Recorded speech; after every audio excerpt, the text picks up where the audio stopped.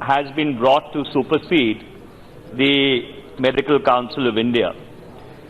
The problems with the Medical Council of India are very well documented, but unfortunately this bill underscores the adage that the cure seems to be worse than the disease. The bill unfortunately throws out the baby with the bathwater. It seeks to replace peer review with a completely government-controlled, government-dominated body. And since this is an important bill, Chairperson, sir, I will quickly make 9 or 10 points in order to point out the infirmities of the bill. First of all, Mr. Chairperson, sir, this bill itself is a constitutional travesty. It's been brought under Article 117(1) of the Constitution, which deals with finance bills in terms of Article 110 of the Constitution. It just beats or defies logic as to how the National Medical Commission bill can actually be termed as a finance bill. It's primarily been done in order to avoid closer scrutiny in the Council of States. Number two, Mr. Chairperson, sir, the bill creates a 4-tier structure. You have a National Medical Commission at the top, then you have the Medical Advisory Council, then you have the autonomous boards, and then you have the Secretariat. Let me first deal with the National Medical Commission. It has total 25 members. There is one chairperson, 10 ex-officio members, 3 nominees of the Government of India, and the 6 people who are going to be nominated in terms of Section 11, Subsection 2, Subsection C and D will get their turn once in 12 years. So therefore, each state will find representation in terms of Clause 11, D and E only once in 12 years. And those who come under Clause E of Section 11, that is from the medical profession, they will only get representation once in 14 years. So therefore, you have a strange structure whereby the government nominees are permanent, but the representatives of the states and the representatives of the medical profession will only get a chance in one case once in 12 years, in another case once in 14 years. This is strange logic, to say the least. Then you have the Medical Advisory Council. The Medical Advisory Council, Chairperson, sir, has 103 members. Now, all the 25 members of the National Medical Commission are members of the Medical Advisory Council. Now, the principal function of the Medical Advisory Council is to advise the National Medical Commission. Now, this is a paradox that you will have the National Medical Commission members advising themselves as members of the Medical Advisory Council. So therefore, I do not think there has been any application of mine insofar as the bill is concerned. Then you have the autonomous boards. So you have 4 in number: the undergraduate, the postgraduate, the ethics and registration board. But the real power rests with the medical assessment and registration board.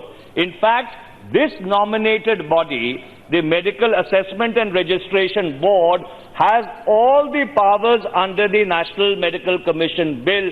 For this is the body which is going to grant recognition, is going to increase seats, and is going to conduct the inspections of medical colleges.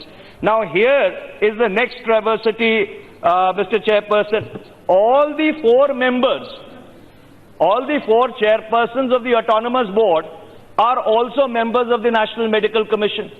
Now, the National Medical Commission is supposed to be the appellate body which is supposed to sit in judgment over the performance of these autonomous boards.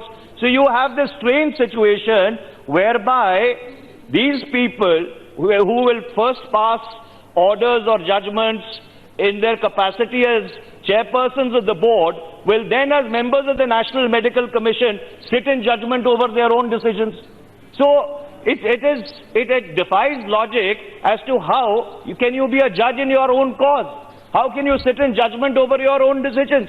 And then you have the Then if you come to the Medical Assessment and Registration Board, now Section 28(1) says that no person shall establish a medical college without the consent, permission, etc. of the Medical Assessment and Registration Board. But Section 28(7) says that the MARB may conduct an evaluation. So I will pause for a moment.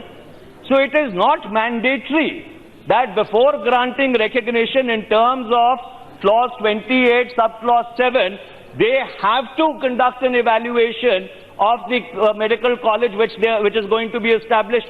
They may conduct, they may not conduct an evaluation. So you'll have medical colleges coming up in this country without going through an evaluation process. But it is Clause 29B which is the icing on the cake. It says that permission can be granted without any infrastructure. And I'd like to read out Clause 29B for your kind consideration. It says that the Medical Assessment and Rating Board, 29B says that while approving or disapproving a scheme under Section 28, the Medical Assessment and Rating Board or the Commission, as the case may be, shall take into consideration the following criteria, namely adequacy of financial resources, B, whether adequate academic facilities and other necessary facilities have been provided to ensure proper functioning of the medical college or would be provided within a time limit specified in the scheme. So therefore, even if you do not have facilities at the time of establishing a medical college, but in your scheme you promise to do it 1 year or 2 years down the line, you will be granted permission to start a medical college without appropriate infrastructure. Then you come to the fourth tier where you have the Secretariat of the National Medical Commission. Now the qualifications for the secretary who is going to be heading the Secretariat, he does not have to be a medical person. So this is a clause which has been designed primarily in order to accommodate retired bureaucrats. You know, you have a National Medical Commission where the Secretariat of the National Medical Commission will be headed by a non-medical person. Then you come to the fees. The Honorable Minister tried to explain, and he is a very distinguished doctor, I have great respect for him, but he said that he said about the fee structure that it would only apply to a certain number of seats. But if you were to read Section 10I, NMC will frame guidelines for 50% of the seats. So therefore, the remaining 50% of the seats are totally in the purview of private medical colleges. And even for those 50% of the seats, they are not going to fix the fee. They are only going to frame the guidelines whereby giving latitude to the private medical colleges, then to fix the fee in accordance with those guidelines. So this is nothing else but legalization of capitation fee. This will actually take medical education totally through the roof. Then you come to the clause which deals with NEET and the National Exit Test.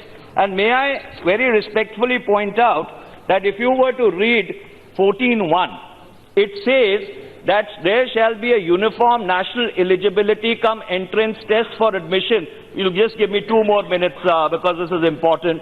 Test for admission to the undergraduate and postgraduate super specialty medical education and all medical institutions which are governed by the provisions of this Act.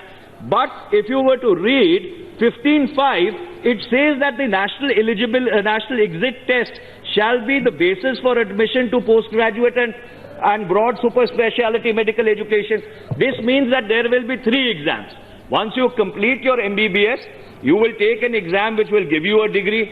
Then you will take the exit exam which will give you a license. Then you will take another exam which is a NEET exam in order to get into a postgraduate course. So why are we building the superstructure of examinations? And Mr. Minister, since you are nodding in disagreement, I think you need to clarify the contradiction between 14(1) and 15(5), which is so apparent that it stares in the face. And finally, I will just make 2 more quick points. One is with regard to the removal of existing employees of the Medical Council of India. Now, Section 60 subsection 3 says that they will be removed by giving 3 months of salary. Now, people who have been with the Medical Council of India over the years, who are not associated with the aberrations of the Medical Council of India, who are supporting our secretarial staff, are you going to dispense with them by just giving them 3 months' salary at the end of maybe a 25-year or a 30-year career? This, in my respectful submission, Honourable Minister, is blatantly unfair. It is arbitrary. It goes against the interests of the workers, and I think you must reconsider this clause. And since, Mr. Chairperson, you have given me enough time, I will stop there. Thank you very much.